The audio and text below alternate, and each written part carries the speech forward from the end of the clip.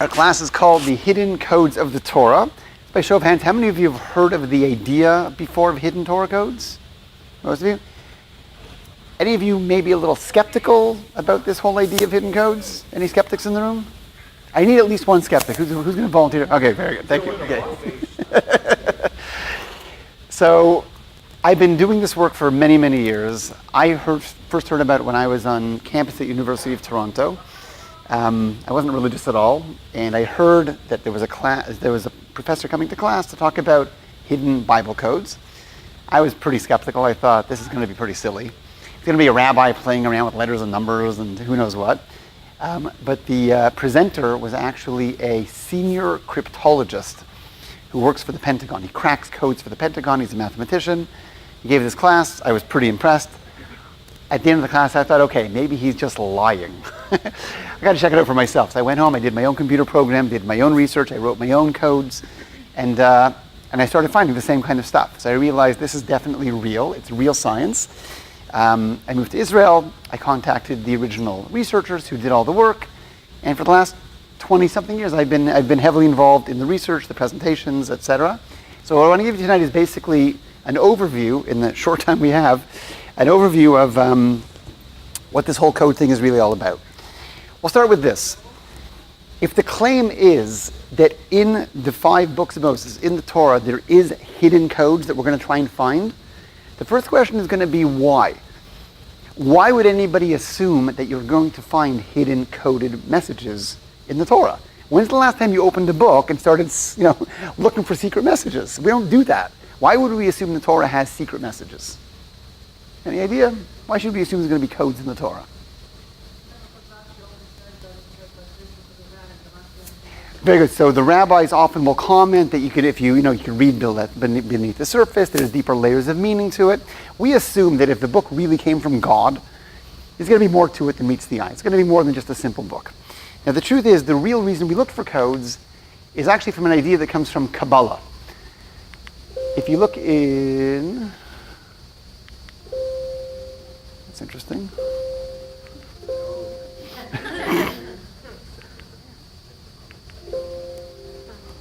What's going on here?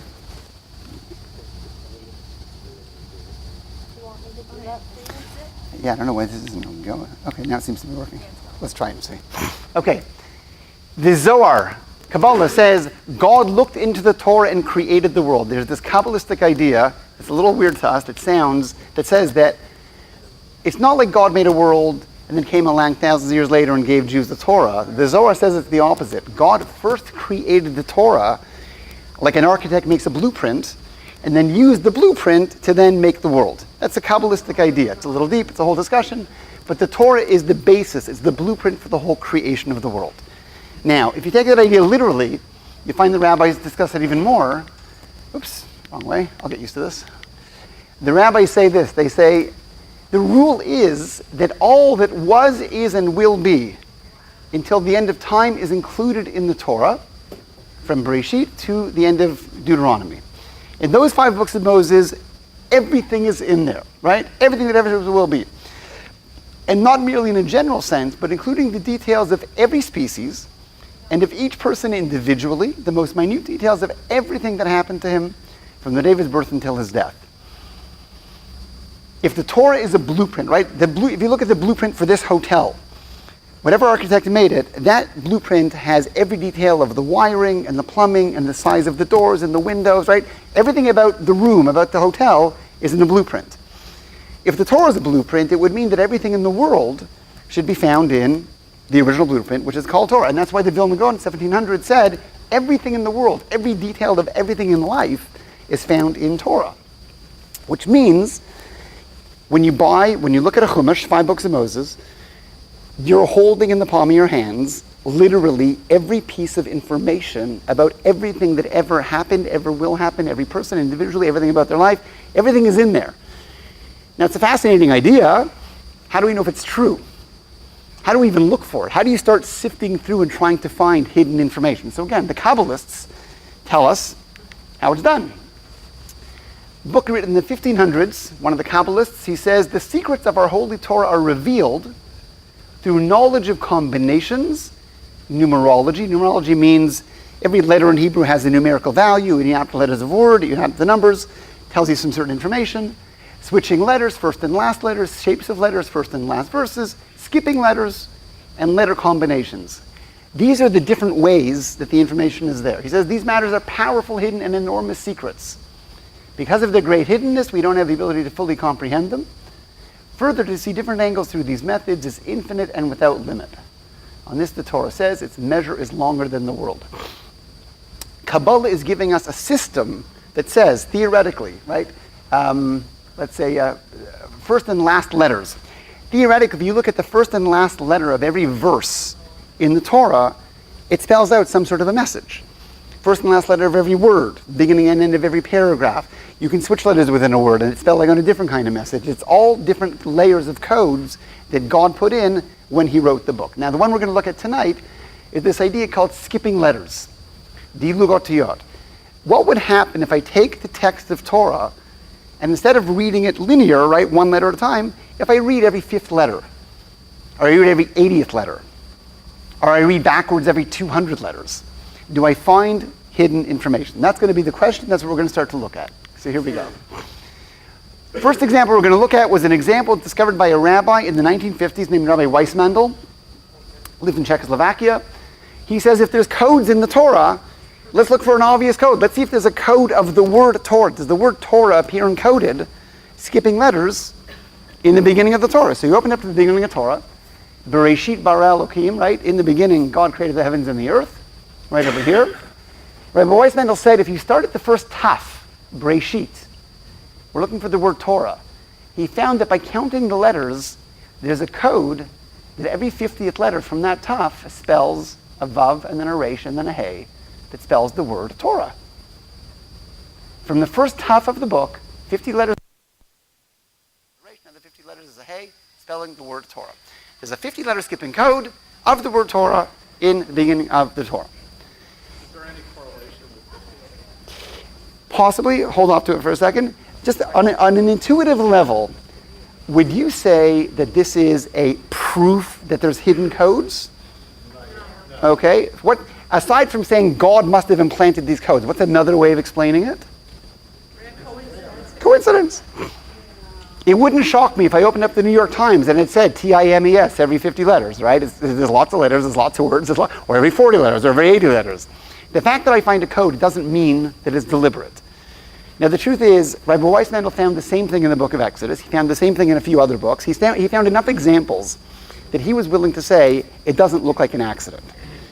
But at this point, we can still add one other possibility. But there's three possibilities. God did it.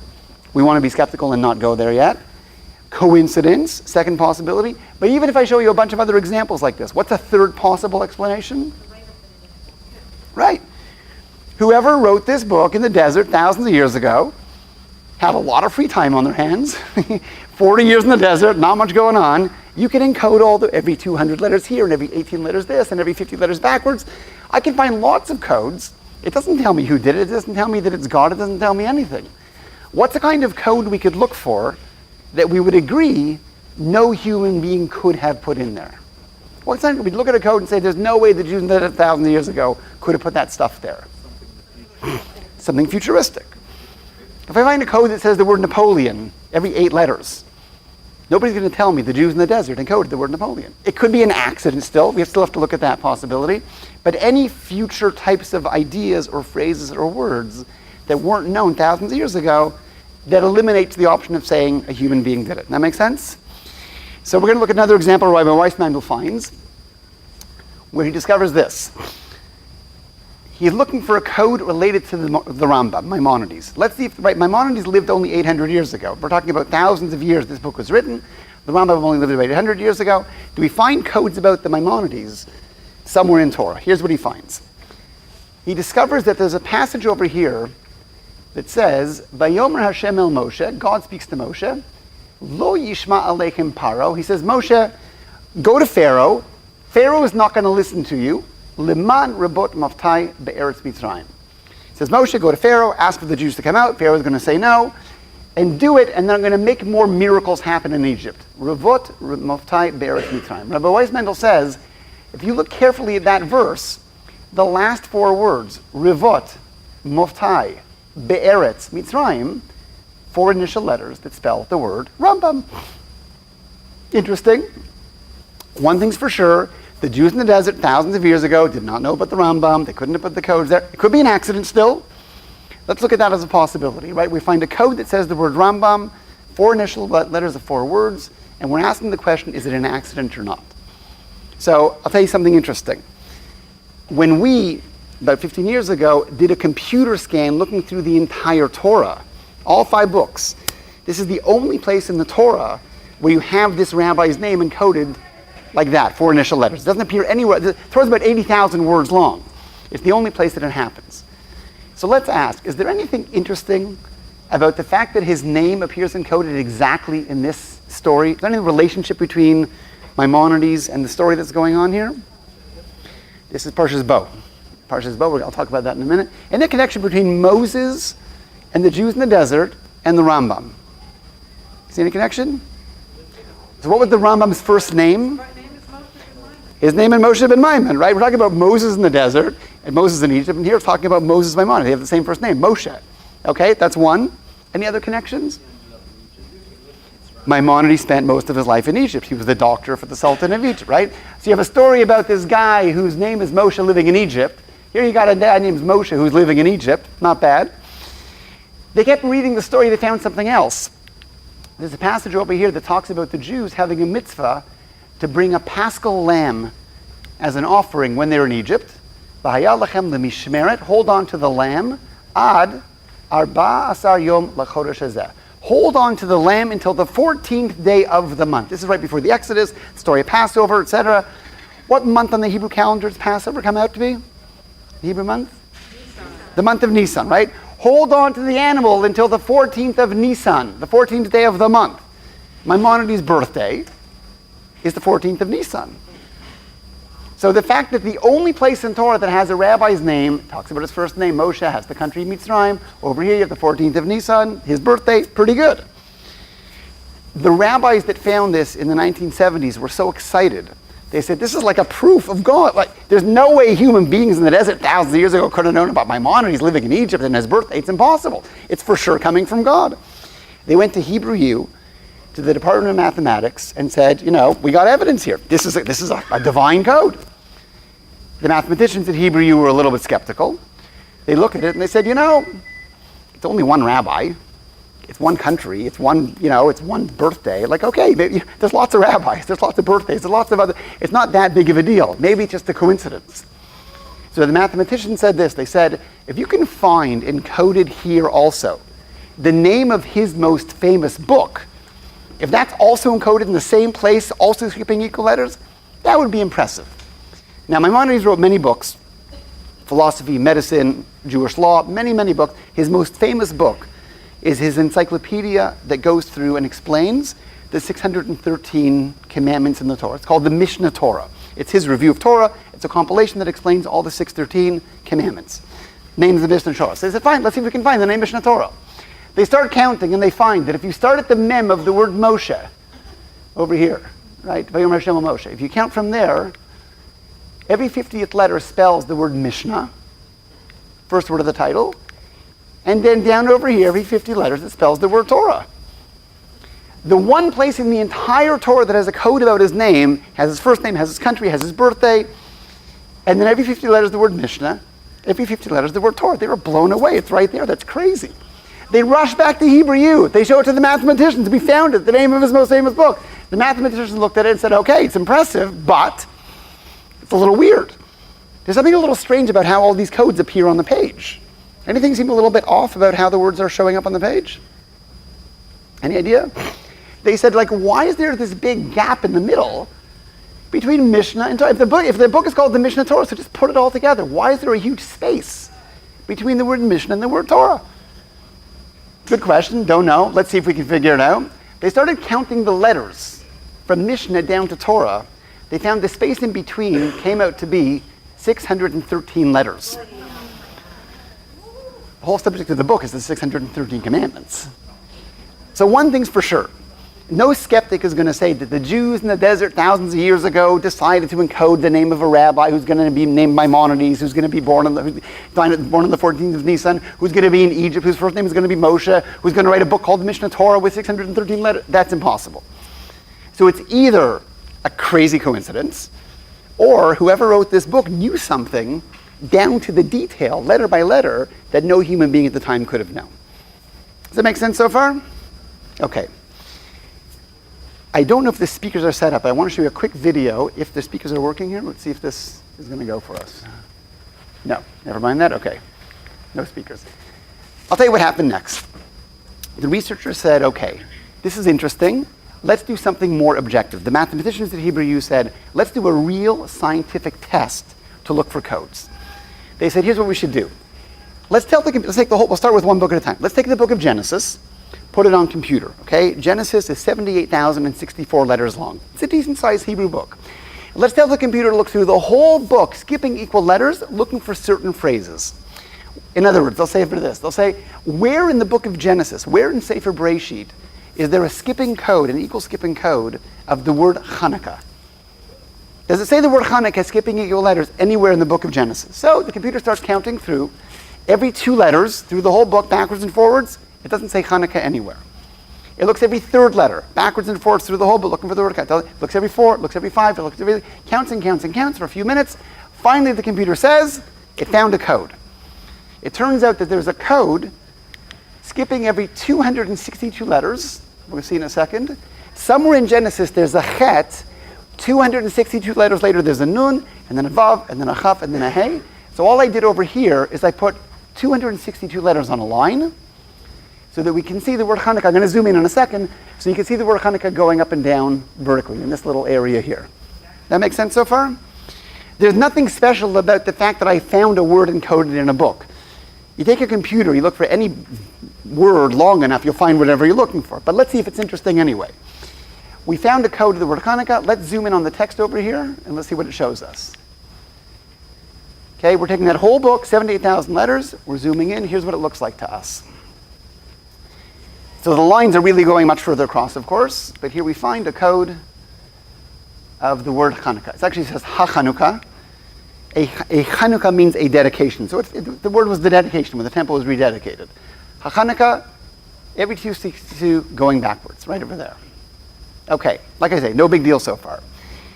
Now that the computer is set up that way, now the screen is set up that way, let's tell the computer to find another word related to Hanukkah. Right? Let's tell the computer to look for the word Hasmonean, Hashmona'i. That's a very relevant, the family name, the family that fought in the battle was the Hasmoneans. Does the word Hashmona'i appear anywhere in Genesis skipping equal letters? So the computer looks at the whole book, every 2 letters, doesn't appear. Backwards and forwards, every 3 letters, doesn't appear. Every 4, every 5, every 6, counts for a few minutes. Finally, the computer says it found a code of the word Hashmona'i. The computer says somewhere in the book of Genesis, every 525 letters, it says the word Hashmona'i. Okay, where does it appear? So the computer shows us that the word Hashmona'i happened to land exactly in the same spot that said the word Hanukkah. We're looking at a book that's 78,000 letters long. The fact that the code of the word Hashmona'i and the code of the word Hanukkah land a few letters away from each other is very statistically unusual. It doesn't make sense. It would be like, if I take, in a room this big, let's say this room was like a racquetball stage, I take a bat and I just whack the ball. It bounces all over for 5 minutes and it lands right over here. That's where my ball is, okay? I go again, I take another ball, whack it, it bounces all over the place. It lands right next to the first ball. Like, that's kind of weird. Why did that happen? It could have landed anywhere. It's a big room. There's 78,000 letters in this book. So what would you test next if you just found 2 balls beside each other? Try a 3rd one. Let's throw a 3rd ball in the air, whack it around. Where does it land? Computer, look for another word related to these 2 words. Let's tell the computer to look for the word Maccabee. The Maccabees. Where in Genesis does it say Maccabee skipping an equal number of letters? Computer says, found it right away. That somewhere in Genesis, it says the word Maccabee every 2 letters. Where does it land? Right over there. The 3rd ball just landed on top of the first ball, beside the second ball. Let's try another ball. Let's throw another one out. We find over here a code of the word.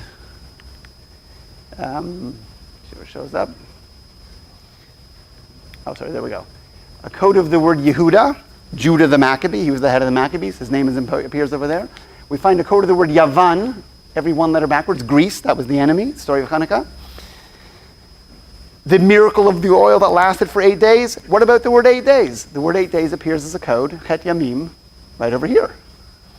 6 words, 6 balls that got randomly thrown around a room, and all 6 balls are all right beside each other for no apparent reason in a book that's 78,000 letters long. So there's no real normal explanation of why this kind of a thing would happen. It's strange. So again, the researchers that did this went to Hebrew U, went to the mathematicians and the skeptics and said, listen, like is there any explanation for this? So the mathematician said, yeah, of course there's an explanation. You cheated. Well, how do we cheat? Do the same thing yourself. They said, no, you could cheat. Anybody know how we could have cheated on this? Any idea if you were really sneaky about how you did this? So because that they could test, that they could check us on. They said maybe what you did was you just looked for 100 different words. It's like, you're showing me 6 balls. Maybe you threw 100 balls around the room and you're just showing me the few that landed together. Maybe there's a lot of other words you look for that didn't appear over here. You're making it look like these are the only ones. You're hiding all of your failures. We said, excuse me, we didn't cheat. We looked for these 6 words. They said, well, we don't know that. You didn't prove it. They said, there's another bunch of words you could have looked for. We said, what? What about the word war, the word temple, the word Israel, the word miracle, the word menorah, the word candle, the word oil? They said, there's another 10 words we want you to check for. They gave us 10 other words, all related to Hanukkah. We plugged all 10 words in, the computer looked, and it found 8 out of the 10. 2 words failed. 2 words that we looked for, that they told us to look for, did not appear encoded. The 2 words that failed were the words latka and dreidel. They happen to be Yiddish words. They don't really count. The 8 Hebrew words, miracle, oil, temple, menorah, war, etc., all those words also appear in the same area. So basically, right, we're looking at pages and pages of text, 78,000 letters, and yet all the words we're looking for all happen to somehow miraculously land in the same spot. Yeah? I'd like to be a little cynical. Please, I love cynics. I was in Israel. I wanted to buy a gift for my wife, but I went to this artist. He did a Aish style, the exact words of Aish style, and he put a code in there and different colored letters. From your dear husband, Pinchas, to your loving wife, Yehudi, Devorah. Impressive. All in there. Uh-huh. And I think you could have taken any name. If you have, there's not that many letters in the alphabet. You could just choose the letters on the one page. A message from my wife with her name in it. Good, good. So that's So let's look at the next example and see if what you're saying still holds true. Okay? Let's look at this example and see. Forget about Hanukkah. Let's look for something a little more modern.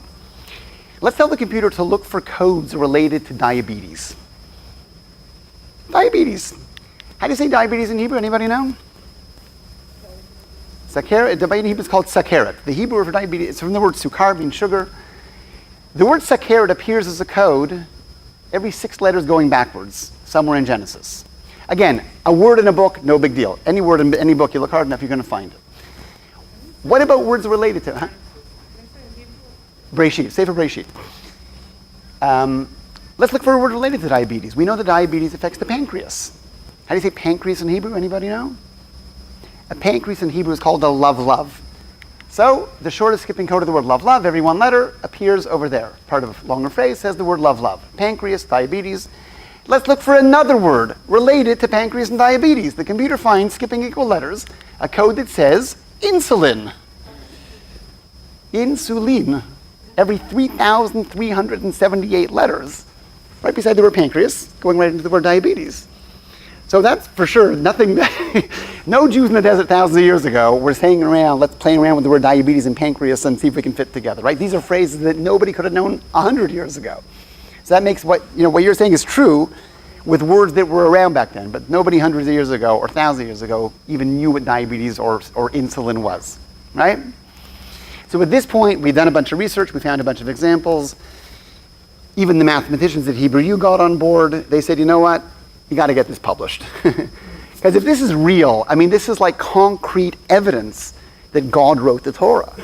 It's mathematical, it's clear, you can experiment with it, you can test it, you can run other experiments. It's a very tangible way of seeing that God wrote Torah. So they said, let's see if we can go to one of the top journals of math statistics in the world. And let's see if they'd be willing to publish it.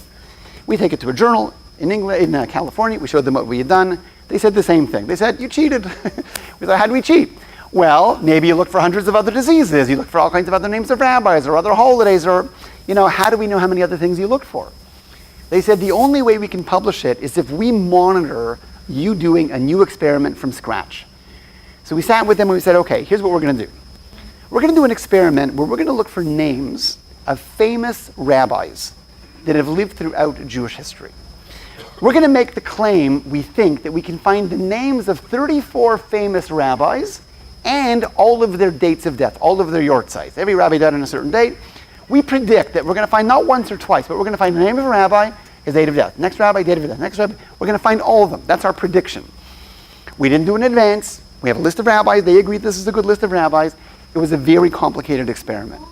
How do you spell names of rabbis, and how do they translate it from other languages, and making sure we got the dates right. It was complicated, but we did it. We compiled the list. We ran the experiment. The results came out to be unbelievable. It wasn't perfect. About 28 or 29 of the names and dates were very close to each other. I'll show you an example in a second. And around 3 or 4 of them, the names and dates were not very close. But on a list of 34 names, when you get 29 out of 34 or 28 out of 34, you're in good shape, you're in business. So for example, we have a rabbi on the list named the Maharshal. His name appears here every 229 letters, HaMaharshal, right there. He died on the 12th of Kislev. It's 12 days from now, actually. 12th of Kislev, date is over there. We have a name, we've got a date. We actually found his first name also, Shlomo, every 2 letters, going backwards. The year that he died, Hey Shin Lamed Dalet on the Hebrew calendar. But the experiment basically was just measuring the space of the name, and the date. In this example, name to date, you make a calculation. They're about 7.5 letters away from each other. So again, in a book that's 78,000 letters long, a name and a date that land 7 letters away from each other is really unusual. Some of the names and dates were even closer. Some of them are a little farther. They were usually very close. And like I say, we had about 3.5 failures out of a list of 34. This was considered very, very significant. Do you ever think that the failures really weren't failures and that we got the dates wrong? Good question. We're going to get to it in a couple minutes. Yes, that's part of my punchline. No, we're going to get to it in a minute. Yeah. In every experiment that you use the exact same number of letters in each line? So it always depends on the code. In other words, here, since the date was 114, so we set up the screen with exactly 114 letters per line. Because once you find one code, that determines the line length. It freezes the screen, and then you look for the second word, and it could appear anywhere. So it's good. So every example is going to be a different number of letters per line. So each code that you find isn't the exact same letter. No. So here for So, but if you change, if you all say, if you pull out the Torah and it was 100 letters long, you wouldn't find those. it wouldn't appear the same way. The configuration would be different. Right. So the methodology is we find one word. In this case, it was the date. We set up the screen based on that, and then the second word lands where it lands. I have no control. I can't. There's no way I can manipulate the screen to make words appear closer than they are. Once you find one word and you freeze the screen, the second word you plug in, it's going to land wherever it's going to land. Is there any attempt to find the same name and date somewhere else in the Torah? We'll see that also in a couple minutes. I want to get to that. But basically, names and dates, we ran the experiment. Like I say, on the whole, 28, 29 names was extremely successful. This took us months to do. We had researchers checking out the names and the dates and the spellings. We did it. We were very excited. We go back to it took us, I think, 4 months to do the experiment. We go back to the journal. We showed it to them. They said, great, we'll publish it. No problem. And we were like, wow, this is the top statistics journal in the world publishing an article that there's hidden codes in the Torah. I mean, that's pretty good. 3 months later, we get a letter in the mail from them, and they said, the editorial board says, they changed their minds. They're not going to publish it. We said, why not? They said, well, the editors of the journal felt it was too controversial to publish an article in a scientific journal that there's hidden divine codes in the Torah. It just, it sounds a little wacky, right? It sounds like something from National Enquirer, not something from a scientific journal. They said we had a whole negotiation with them. They didn't find any mistakes with it. They were nervous to publish it.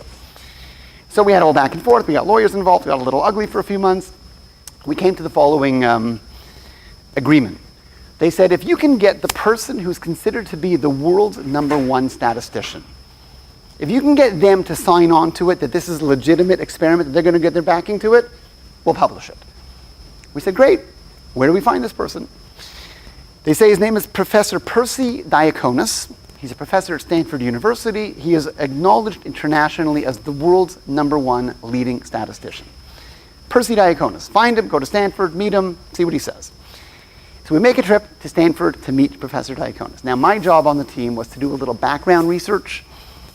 Is he Jewish? Is he anti-Jewish? Is he Christian? Is he an atheist? Who is this? So I checked out a little bit. He calls himself an atheist. He has no religious beliefs of any kind. He's written thousands of papers. And I found out something fascinating.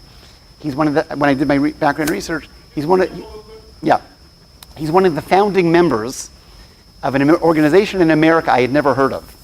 An organization called the American Society of Skeptics. The whole organization, the American Society of Skeptics. They are skeptical professionals, right?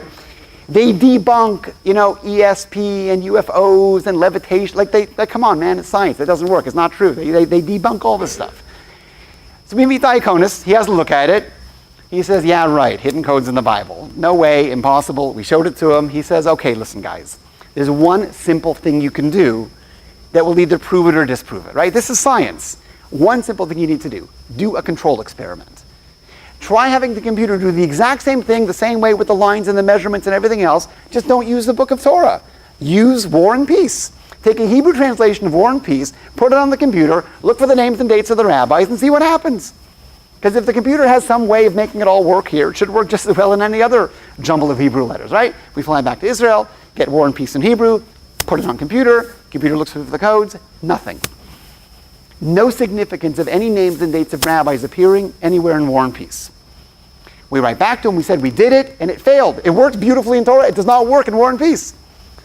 He says, okay, try Moby Dick. Get Moby Dick in Hebrew, put it on a computer, look for codes in Moby Dick, nothing appears. He says, okay, try a modern Israeli novel. So we take a modern Israeli novel, look for the codes there, nothing shows up. He says, try 4 more. 4 more, so we try 4 more novels, put on a computer, look, nothing shows up. He says, okay, now what I want you to do is take the book of Genesis, take the Torah, scramble up all the letters of Torah itself, randomly, and then look for the codes that way. We did that, nothing shows up. He says, try it 3 more times. We tried it 3, still nothing showed up. We had done 10 control experiments that all failed. He says, I'm not satisfied. We said, okay, how many more should we do? He says, do 10 more. We do 10 more. Still nothing shows up. He says, I'm still not satisfied. We said, wait a second. This has been dragging on for a year already. How many, tell us in advance now, how many times do we have to run this in other random books before you're satisfied that this is something real? He gets back to us and he says, if you can rerun the experiment on 1 million other random Hebrew books, and it fails, I'll sign on. We have computers running for 4.5 years, going through 1 million randomized Hebrew texts, looking for names and dates of rabbis. 4.5 years, we are just waiting to see results. Results come out 4.5 years later, nothing.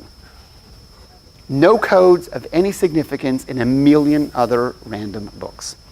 We go back to meet Professor Diaconis. We called him and said, we did the experiment. He says, you did it? We did it. We're showing you the results. We came, we knocked on his door, we showed him piles of paper of all the results. He was shocked. He sent it to his friends to make sure we didn't cheat on anything. They also signed on to it. He says, okay, no choice. He signs on to the paper. We go back to the journal, and we have the signature of the founder of the American Skeptics Association, the world's #1 statistician, recommending to publish an article about hidden codes in the Torah. They were like, seriously? You got him to actually sign it? They said, okay, we'll publish it, but there's one more thing you need to do. They said this. They said, we have to figure out statistically, what are the odds that this could have happened by chance? There's a possibility, right? In the world of science, everything is possible. They said, Anybody here involved in science, scientific publications? What's considered to be a normal standard that you need to publish an article in biology, or, chemistry, physics? Anybody know the normal standard? 0.001? Usually 0.05, 0.01. The normal standard is a 0.05%, which means a 1 in 20 standard. I do an experiment in physics, my experiment works. I have to show statistically that there's a less than 1 in 20 chance that I just got lucky. That's considered a normal standard. Normally it's 0.001, right? So you're going to see, if you're doing a very dangerous experiment or something controversial, they ask for results of 1 in 50, 0.2%. That's 2%. That's a higher standard, right? Shows less than 1 in 50. In our experiment, they asked us for results of 1 in 1,000. I've never in my life met a scientist in any field of science who needed to get results of 1 in 1,000 just to publish a paper. It's unheard of. They took our paper, they said, you want to prove God wrote Torah? Get it to a level of 1 in 1,000. They take our paper, they analyze it, they come back and they tell us the odds of all these names and dates appearing by accident end up being odds of 1 in 62,500. There's a 1 in 62,500 chance that we just got lucky that all the names and dates of all these rabbis just happened to be in the right place at the right time. At that point, the journal had no choice. Statistical Science presents an article called Equidistant Letter Sequences in the Book of Genesis. Now, I was there in the Jerusalem office the day this got published. We got a copy in the mail. It goes all around the world to think tanks and universities and research institutes. Within 1 week, we were contacted by, number one, first of all, the Mossad, followed soon after by the FBI and the CIA, 2 days later by the KGB, I'm not exaggerating. Like every major security agency around the world contacted us and said, like, what is this? Like, can you send us the discs? Like, how do you do it? What's the formula and how do you find it? We sent it out to everybody. Lots of skeptics wrote in, this is for you guys cheated and there's no way, it's impossible. And how do you know which names to use? And how do you know they died on those dates? And how do you use the formulas? And which text did you use? And we sent it to everybody, all the skeptics. Of course, within about a year, the skeptics, some of the biggest mathematicians in the world, came to us about a year and a half later and said, you guys blew it. You made mistakes. They actually said, you made so many mistakes, we think you cheated and did it on purpose. We said, how did we cheat? I mean, it's transparent experiment. You can do it yourself. They said, no, you know why? First of all, they said, 2 of the names on your list, the rabbis didn't die on those dates. They died on different dates. You blew it. We said, well, look, we went to the encyclopedia. That's the date it said. They said, no, we flew people to the cemeteries to find out the tombstones when they died. You got the wrong date. 2 of the names on your list, you didn't spell the rabbi's name right. We said, what do you mean? Of course. They said, no, you spelled it with 2 vowels, not with 1 vowel. The yud goes over here, and the aleph goes over here. You transliterated it wrong. So their claim was that we deliberately changed the dates and deliberately changed the spellings of the names to make the experiment better. We said, I'm sorry, we didn't cheat, but there's only one way to prove it. Let's fix up the experiment to the way you guys think it should be done, and let's rerun it. We fixed it up the way they want, with their formulas and their spellings and their dates. We ran the experiment, and the results actually did change. The results changed from being 1 in 62,500. The corrected result ends up being 1 in 1,694,000. They were not happy. They were really not happy. So one of the guys on the team said, that's it, I'm jumping ship, I'm with these guys now. He's on our side now. He actually converted to Judaism because of this and is now involved in codes research. Like he saw this and he said, there's no way you can argue it. Like it's a clear proof. So what turns out is, really like you said, the reason 3 of the names didn't work is we just made spelling mistakes. We didn't spell the name right, or we used the wrong date. And their corrections actually just made the experiment much stronger. Of course, most critics were very unhappy with this. So they said, well, there's got to be other ways that you cheated, and we're going to find out. They went through everything we did with a fine-tooth comb. They went through the formulas and the dates and the spellings and the names and the transliterations, they went through everything. They ended up publishing their own paper in the same journal saying we could have cheated. They found other ways of thinking that we could have cheated. It all comes down to how you spell the names. It's very complicated. So to make sure that there's no possible way that anybody could ever claim that we cheated, what we've done is we've gone on to do many, many, many other experiments where there's no possible room that you can accuse us of how you spell a name or how you spell a date. We have Harold Gans from the Pentagon, mathematician, took the same rabbis' names and look for the cities where they lived. They all appear coded together, odds of 1 in 1.4 million. We have the names of the 70 nations that were the descendants of Noah, all spelled out directly in Torah. All the names that are encoded together, odds of 1 in 250 million. There's our original experiment with the rabbis' names and dates. The names of all the volumes of the Talmud, 63 volumes of Talmud, Bava Kama, Bava Metzia, Brachot, Psachim, Eruvin, all encoded together, odds of 1 in 4.5 million. We had a couple of failures. We had a couple of experiments with very minor results, or 1 or 2 failures. But on the whole, time after time after time, we've done these unbelievably strong experiments. If you go on the web today and you look up Bible codes or Torah codes, you'll find a lot of opposition. A lot of scientists, a lot of people saying that we cheated and that's not right, and there's many ways and nobody really knows. There's not one scientist anywhere in the world, and I'm telling you this because I know, there's not one scientist anywhere in the world that has found any way of refuting all these experiments. There's a big, big debate about how you spell names of rabbis. It was really complicated. It was hard to say who won that one. But we've done so many experiments since then that have been so strong. No scientist anywhere has found any way of discrediting it. We have a conference we did in Hong Kong, 2006. We published another 7 papers over there at the Society on Pattern Recognition. We've done to date many, many, many experiments. When you add up the results of all the experiments and how good they came out, the odds of it all happening by chance, there's no name for that number. It's very, very, very, very, very, very, very, very, very, very, very, very unlikely to happen by accident. Far more than you'll find in any normal science experiment. Yeah? You looked at changes that did happen. Have you tried to, or is there any research on things that will happen?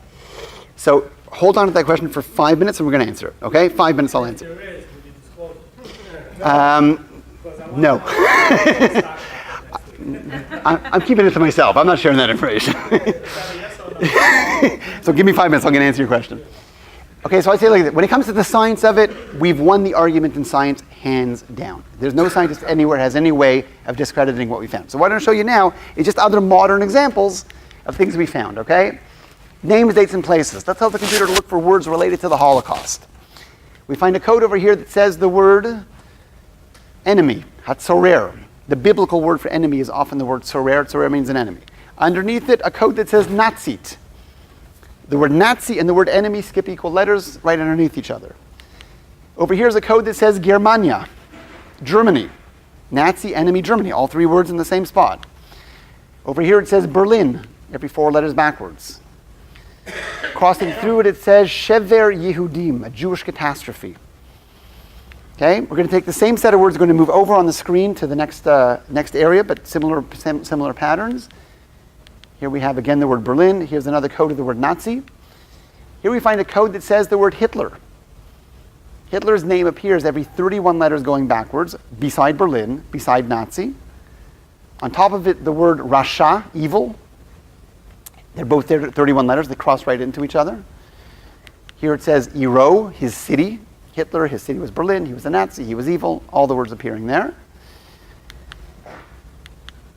Code over here says again the word Berlin, another code of the word Nazi. Over here it says the word Amalek.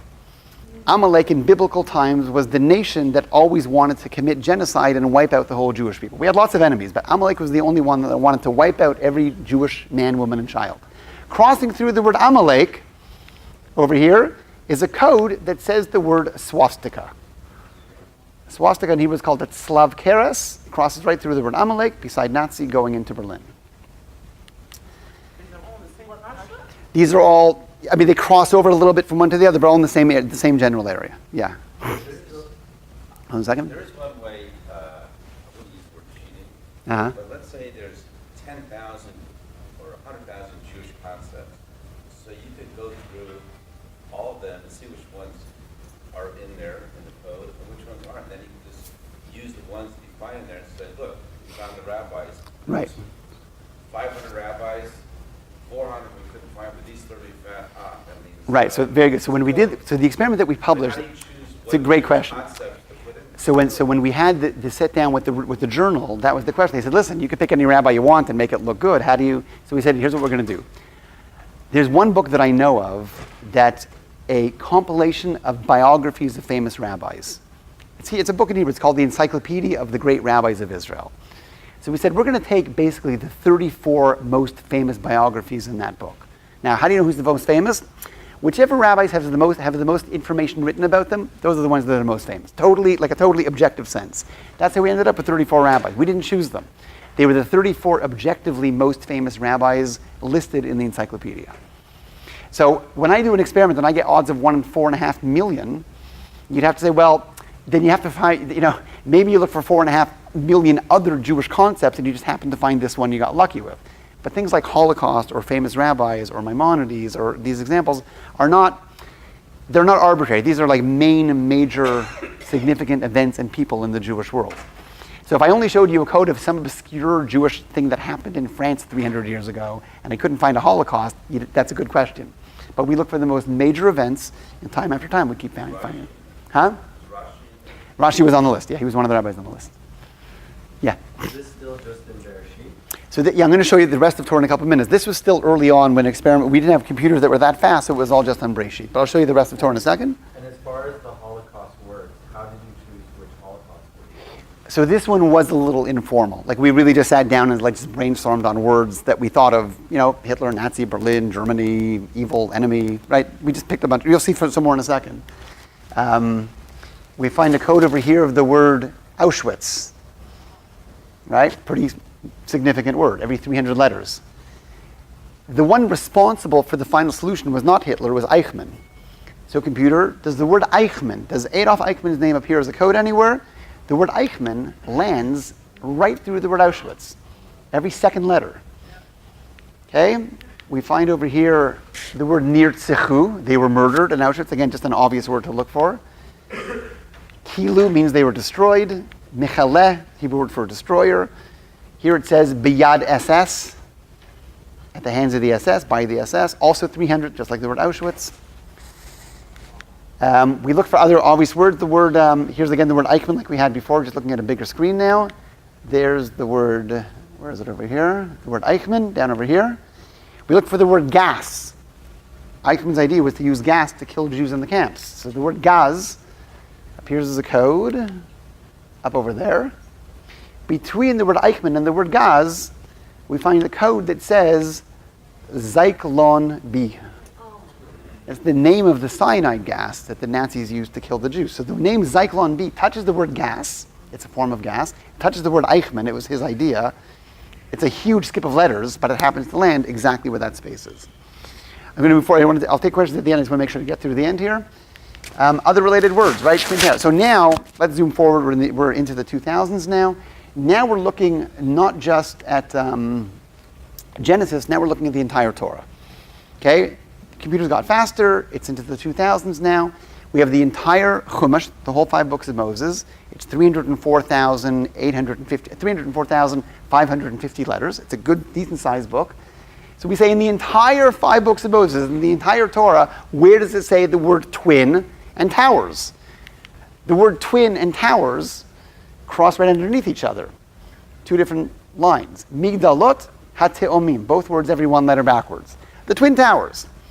The next obvious phrase to look for, the most common phrase related to the twin towers, is September 11th. September 11th of that year was the Hebrew date, the 23rd of Elul, Chaf Gimel Elul. Where in the entire 5 books of Moses is there a code that says Chaf Gimel Elul? It lands right through the twin towers. Right over there. We find the word Yishmael right underneath it, right? Beginning of the Arab people, the Muslims. We find over here the word Tevach, murdered. I was giving a class on this a few years ago, and somebody asked me in a class, they said, Rabbi, if all these codes are in the text, like there's this is a text of Torah here, so what's the actual story? What's going on in the actual story? What parsha, what's the story? I said, good question, I'm not sure. So I started reading it myself, just started reading through the words. And I said, oh my gosh, there's an unbelievable, I didn't realize what the connection was. I'll show you here in a second what it says, but let me ask you this. What's the estimate of how many people died at the Twin Towers? Anybody know? 3,000. They don't have an exact number, so they say it was around 3,000 people. You're what? You are? Wow. Did not know that. So around 3,000 people passed away. They don't have an exact estimate. The Torah over here is describing that when the Jews are at Mount Sinai, waiting for Moshe to come down, he doesn't come down. They thought he died. They built a golden calf. Moshe comes down. He sees them all worshiping this idol, at least some of them worshiping this idol. So God commands Moshe that those involved in the idol worship have to be killed. It's idol worship. It's a tremendous sin. So the Torah describes exactly what happened. It says over here, "Vayipol min ha'am bayom hahu ki shloshet alfei ish." The Torah says around 3,000 people died on that day. That's the Torah. It's the same parsha. It's Parshas Kitisa. It's somewhere, I don't know exactly. It should be somewhere in there as well. The Torah itself is saying, right, this is the story, the narrative of the golden calf. Around 3,000 people died on that day. What's that day? That day is September 11th. It's the Twin Towers. It's right over there. Now, we looked for another bunch of related words. We looked for the word, here's again, sorry, one second. Here's the word matos, right? The obvious words to look for. We look for the word hipil, airplane that knocked down. Again, Twin Towers. Over here, Migdalei HaTeomim. Now, what's interesting is, I was sitting with the professor at Hebrew U who did this work. We were sitting together. We were looking for the codes. So I typed in, I said, let's look for the airplanes that knocked down the towers. Matosim, plural. Matosim, hipilu, Migdalei HaTeomim. So I typed it in the plural. Airplanes that knocked down. Matosim, shehipilu. It didn't appear. So Professor Rips says, you know what? Try it in the singular. So we tried in the singular, and it's there. Matos hipil. I said, but it doesn't make sense. It wasn't an airplane. It happened twice. Why is there a code saying it happened once when it happened twice? He says, Moshe, you just have to look a little closer. Right in the middle, it says the word pa'amayim. Twice. The word twice is right there. An airplane knocked down a tower, but the event happened twice. It happened again a few minutes later. What if it's doing about the prayer? Like, sometimes it's doing on and doing that. Also, like the other things. Yeah, so there's people working on it. We're not sure. I don't know exactly the correlation to that yet. Over here, lamut sham. The Jews are worried about dying in the desert. The phrase of dying in the desert is over there, the lamut sham. More modern example, Gilad Shalit. Right? Famous Israeli soldier was kidnapped. The phrase Gilad, the phrase Shalit. It says over here, Bishevi, he was kidnapped. Hamas took responsibility for the kidnapping. And again, starting to look at the storyline, this is when the brothers sell Joseph to Arabs, and the Arabs take him away. The brothers come back, the brother Reuven comes back to find his brother, to rescue him. He had already been taken out of the pit and sold to the Arabs. So it says over here in the Torah, the phrase is, Vayomer hayeled einenu va'ana ani aniva. I came back to get my brother, but my brother was gone. He was taken to the Ishmaelites and sold out to some other Arabs, and then sold to some other Arabs, and ended up in Egypt, which is exactly what happened with Gilad Shalit. The tsunami, the major one, this was the first major tsunami that hit in Southeast Asia a number of years ago. The date, Yud Dalet Tevet. Over here the phrase, Ba'asya, happened in Asia, Southeast Asia.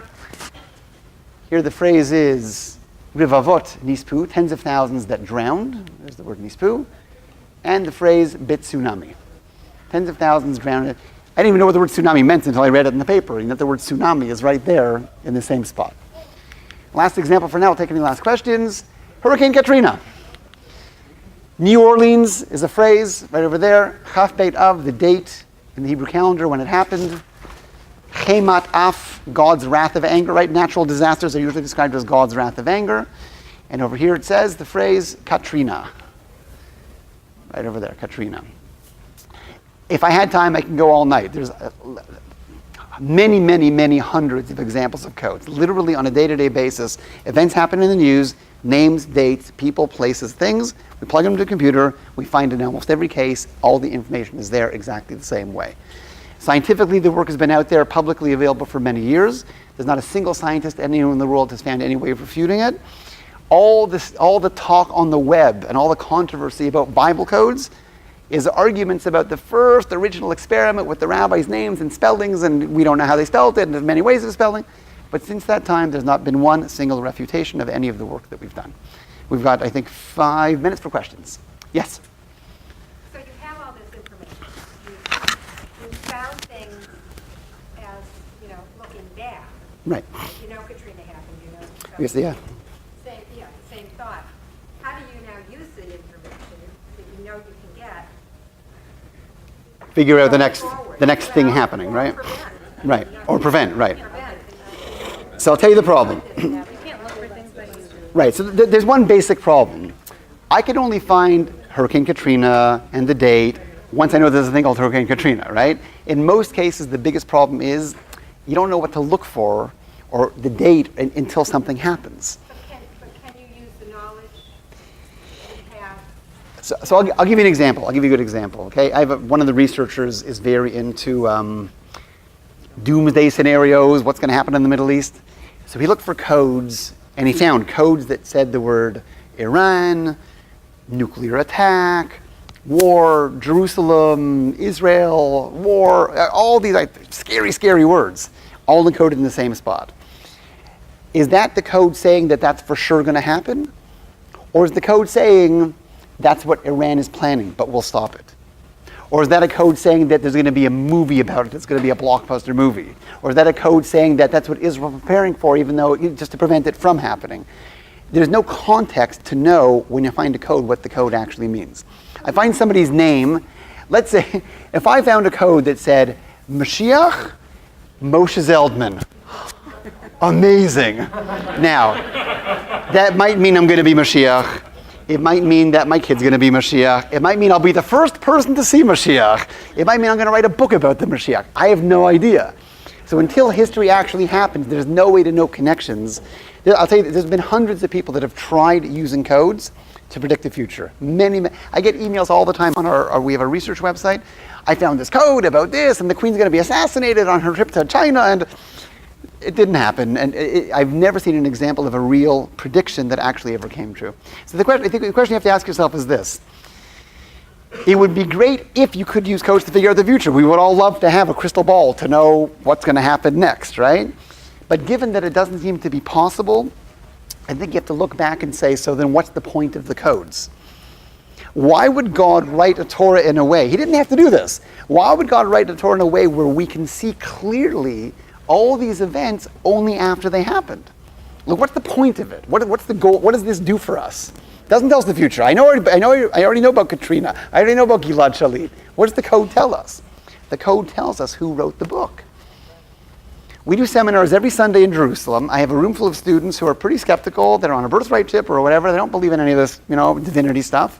And if I can say, listen, there's scientific published evidence that God wrote the Torah that you won't find with any other religion in the world. There's no Christian codes or Buddhist codes or Muslim codes. I mean, they've been trying. All the other religions have been trying. Since this came out, Christians have been looking in the New Testaments, and the Muslims have been looking in the Quran, and in Hebrew, and in English, and in Arabic, and in Latin, and in Spanish, and nobody's found anything of any significance anywhere in any other book, religious or otherwise.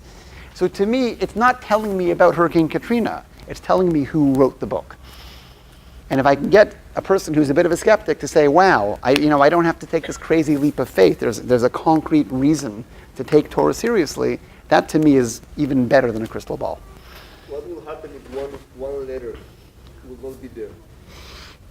So it's a question. If one letter would be missing that's not crossing through a code, it won't affect anything. If I take this letter Nun out of the Torah, all these codes are still going to be. If I take this letter out, I'm stuck. I'm going to be in trouble. So it happens to be that the Torah we have today has to be very, very, very precise for the codes to work out.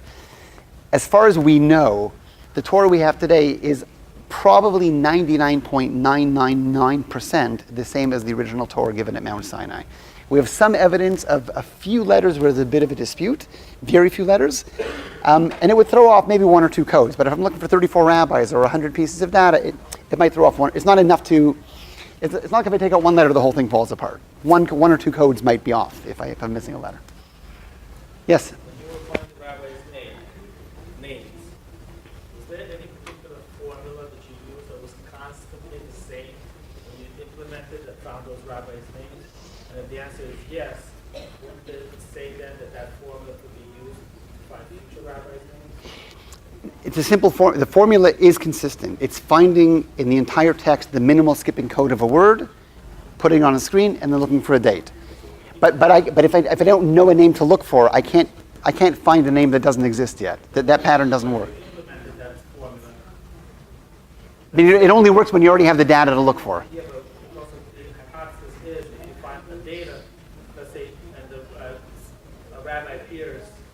famous for 20 years, then you could assume. Oh, that's possible. It's correct. That's possible. Try that. That we haven't tried. Now, I try and stay away from anything predictive because it gets a little crazy sometimes. You start betting on things, you start gambling on things. I have friends that do that stuff. I stay away from it. I've never touched it. You only look for what happened in the past. Only things in the past. Consider those formulas. Yeah. Because there's no way to know tangibly with any certainty what's going to happen. Okay, we're out of time. We're out of time. Are you up now? My friend Rav Gav, take it away. Thank you very much.